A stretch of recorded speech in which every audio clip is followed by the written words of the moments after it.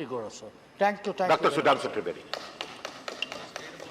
माननीय आज हम सब महंगाई के इस गंभीर विषय पर चर्चा करने के लिए यहां एकत्र हैं। विगत कई दिनों के उग्र वाक युद्ध के बाद आज यह चर्चा हो रही है और चर्चा के दौरान भी हमने देखा कि विपक्ष के कई सदस्यों का बड़ा आक्रोश, आवेग और नयन सुख की कथा सभी चीजें व्यक्त की गईं।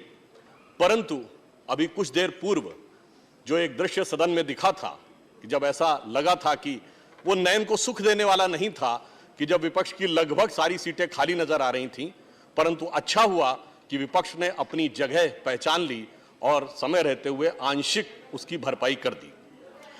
अब मैं यह कहना चाहता हूं, विषय पे आ रहा हूं, विषय सुनने वालों के मन में विषय के प्रति कितना अगाध स्नेह था ये उनके उस कार्य से दिख रहा था। अब मैं विषय पे आता हूं। विषय बहुत व्यापक है, महंगाई का विषय बहुत व्यापक है, इसलिए इसको गंभीरता से और व्यापकता से समझने की आवश्यकता है। आज यह बताया जा रहा है कि महंगाई बहुत गंभीर स्थिति में है, परंतु मैं अभी याद दिलाना चाहता हूं कि 2019 का लोकसभा चुनाव एकमात्र ऐसा चुनाव था जिसमें महंगाई मुद्दा नहीं था, और 2004 का लोकसभा चुनाव छोड़ दें, अन्यथा हर चुनाव में महंगाई मुद्दा होता था। आज की महंगाई की हम बात करें तो भारत में रेट ऑफ इन्फ्लेशन जो अगस्त के महीने की है वो 7.01% है।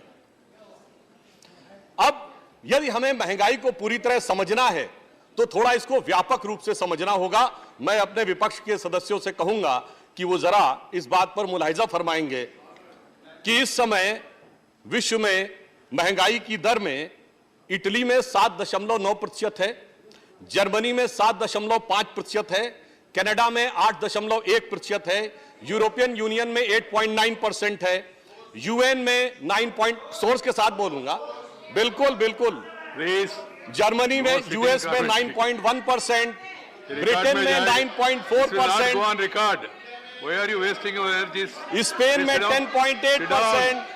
Sit down. What is the source of your raising the issue? Right. No, please. No, it will not go on record. You are wasting time.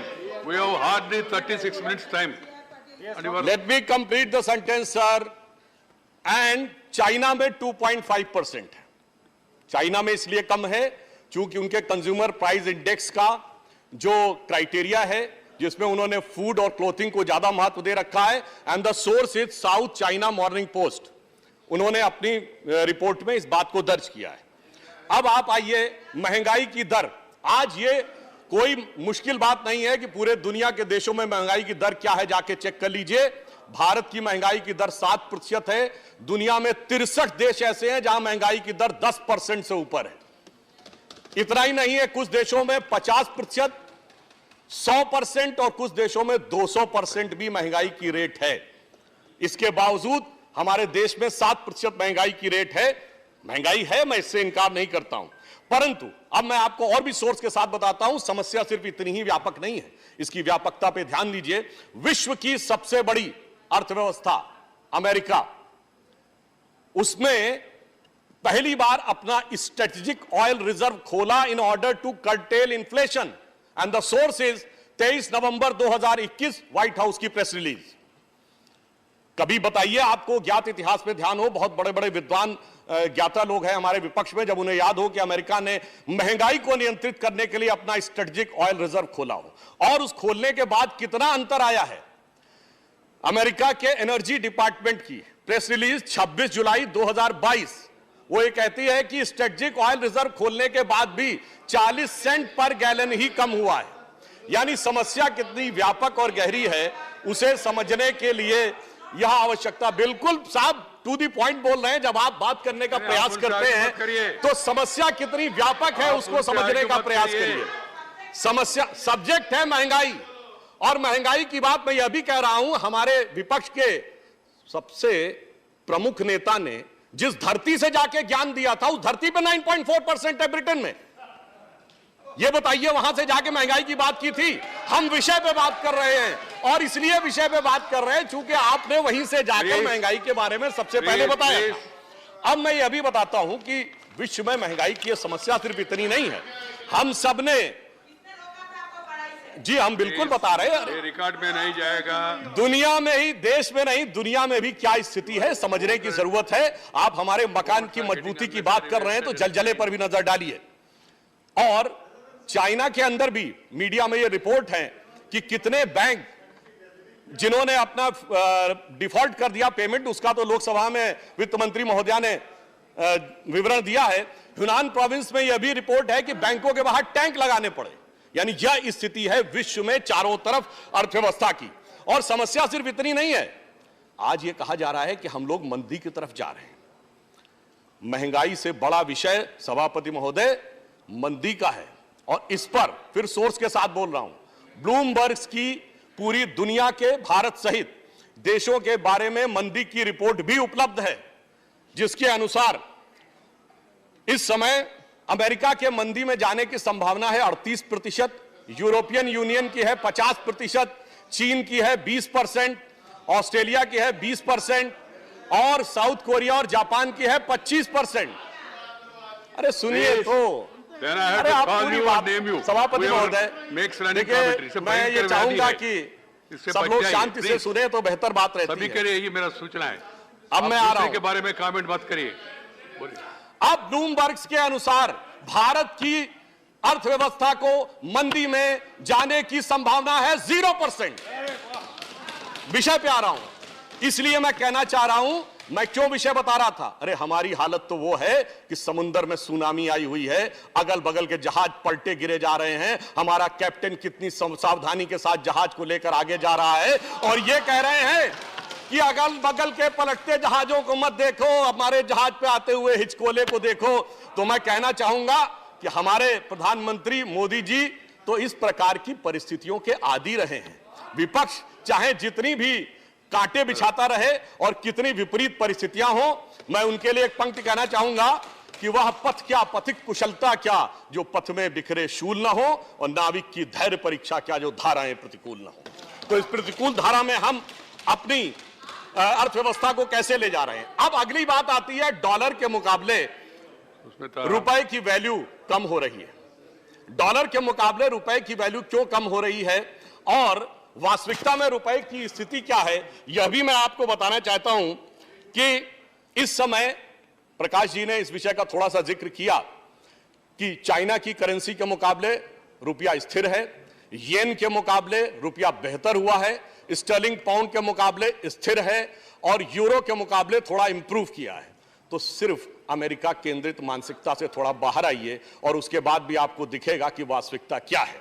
और अमेरिका में भी डॉलर के मुकाबले हमारी रुपए की वैल्यू क्यों कम हो रही है, क्योंकि अमेरिका अपने डॉलर के मूल्य बढ़ा रहा है। मैं फिर कोट कर रहा हूं, 27 जुलाई 2022 सीएनबीसी की रिलीज, वो कहता है federal reserve hike the interest rate by 0.7% points for second consecutive term in order to contain inflation.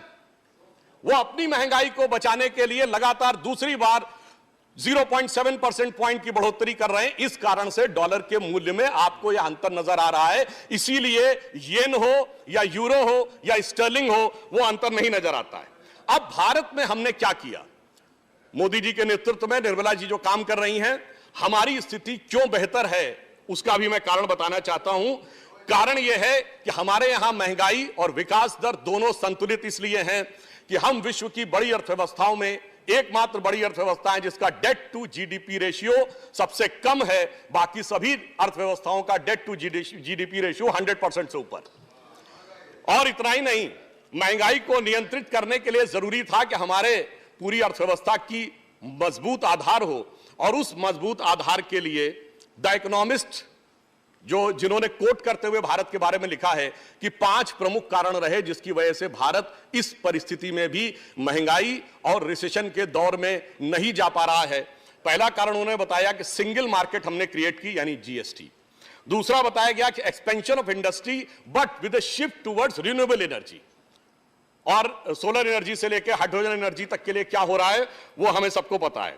फिर moving from supply chains away from China, क्योंकि आज चीन के अंदर जो हो रहा है उस कारण से तमाम प्रोडक्ट्स की सप्लाई चेन पे प्रभाव पड़ रहा है, दुनिया के अन्य देश प्रभावित हो रहे हैं, परंतु भारत ने उससे अपने को बचाने में सफलता हासिल की है।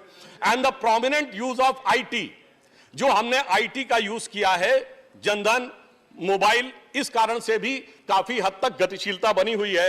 And the high welfare society, इस विपरीत परिस्थितियों में गरीबों को किस प्रकार से जन कल्याणकारी योजनाएं चलानी चाहिए, वो उस कारण से भी हमारी स्थिति अच्छी है। और इसीलिए जो इंटरनेशनल इकोनॉमिक रेजिलियंस की रैंक में हमारी रैंक बढ़ने के बारे में भविष्यवाणी की गई है कि भारत अब हो सकता है कि जर्मनी और कनाडा के बाद सबसे बेहतर इंटरनेशनल इकोनॉमिक रेजिलियंस की दृष्टि से सेकंड रैंक पर पहुंचने की संभावना है।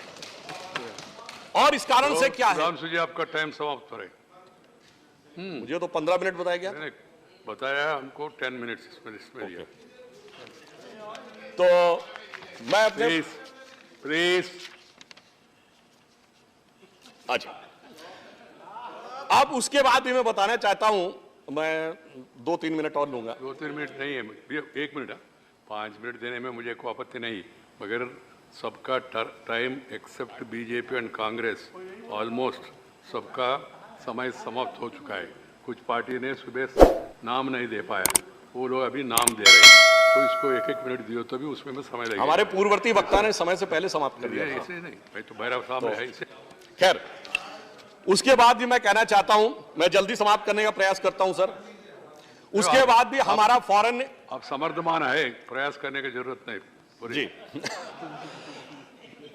देखिए, उसके बाद भी हमारा फॉरेन एक्सचेंज रिजर्व इस समय ऑल टाइम हाई है, all time high foreign direct investment है। इसके बावजूद, जबकि यह भी यथार्थ है कि कुछ काम ऐसे हैं जो सिर्फ केंद्र सरकार कर रही, राज्य सरकारें नहीं कर रही हैं। जैसे नंबर 1, 80 करोड़ लोगों को अनाज देना, नंबर 2, सबको मुफ्त टीका लगवाना, नंबर 3, चाइना के सीमा के ऊपर भारी इंफ्रास्ट्रक्चर डेवलपमेंट करना, वहां पे कॉस्ट कई गुना ज्यादा आती है सामान्य उससे। इसलिए अब मैं यहां पर यह भी कहना चाहूंगा कि अगर आप पूरी तरीके से एनालिसिस करना चाहें घर के अंदर भी, तो हम यह भी बताना चाहेंगे कि इस समय कुछ राज्य ऐसे हैं जिनकी की परसेंटेज ऑफ इन्फ्लेशन राष्ट्रीय औसत से ज्यादा है, जिसमें तेलंगाना है, उसका 9.4% है। एडेलविस सोर्स है इसका, मैं अपने विपक्षी सदस्यों के लिए बता देना चाहता हूं। और बंगाल का 8.27% है, राजस्थान का 7.36% है। तो हम विराट दृष्टि से देखें या सूक्ष्म दृष्टि से देखें, हमें दोनों दृष्टि से यह समस्या समझ में आ रही है। परंतु मैं यह भी बताना चाहता हूं कि महंगाई की जब बात होती है सभापति महोदय, तो सिर्फ पिछली सरकार के जमाने की बातें नहीं बताई जाती। हम लोगों से कहा जाता है, आज तो यूट्यूब पे खूब अवेलेबल हैं लोगों के वीडियो, 50 साल की सबसे बड़ी महंगाई, 50 साल की सबसे बुरी अर्थव्यवस्था।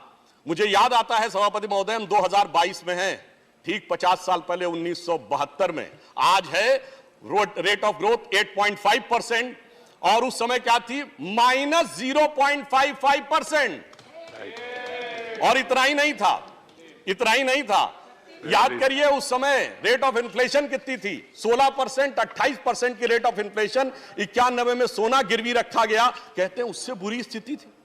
इसलिए मेरा मानना है कि जो बातें कही जा रही हैं वो यथार्थ पे कहें।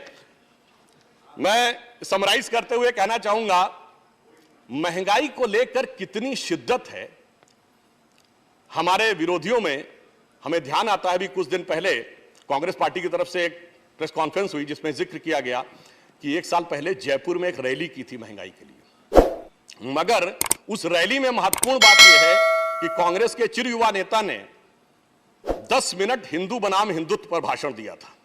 यानी यह दर्शाता है कि दिल में क्या है और वास्तविकता में क्या है। परंतु इससे मुझे एक बात याद आई, मुझे लगा कि उनकी सोच बहुत सही थी, क्योंकि जिस जमाने में, I have to call the other person. I'm sorry. Please. बस मैं समाप्त करता हूं, करिए।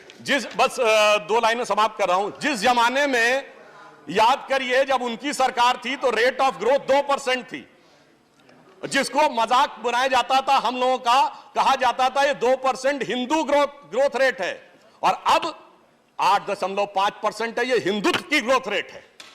इसलिए ये अंतर है, जिनको नहीं समझ में आता था उनसे अब तक। और अंत में मैं सिर्फ ये कहना चाहूंगा कि तुलनात्मक दृष्टि से बहुत सारे आंकड़े थे, उसमें ना जाते हुए, हाँ, शक्ति सिंह जी ने कहा ईमानदारी से स्वीकार करिए कि महंगाई है। हम कहते हैं हाँ बिल्कुल है जनाब, मगर इस समय चमन में बाहर का नहीं खिजा का माहौल है। इसके बावजूद हमारे माली ने जिस ढंग से सींचने का प्रयास किया है, और आपने जो किया था, ये पंक्ति कहते हुए समाप्त करता हूं, महंगाई को लेकर जो थोड़ा कष्ट हो रहा है जनता का, उसके प्रति संवेदना व्यक्त करते हुए मैं कह रहा हूं, सुनिए सुनिए, चमन को सींचने में पत्तियां कुछ गिर गई होंगी, यही इल्जाम हम पर लग रहा है बेवफाई का, मगर कलियों को जिसने रौंद डाला अपने हाथों से, वही दावा करे हैं अब चमन की रहनुमाई का। धन्यवाद।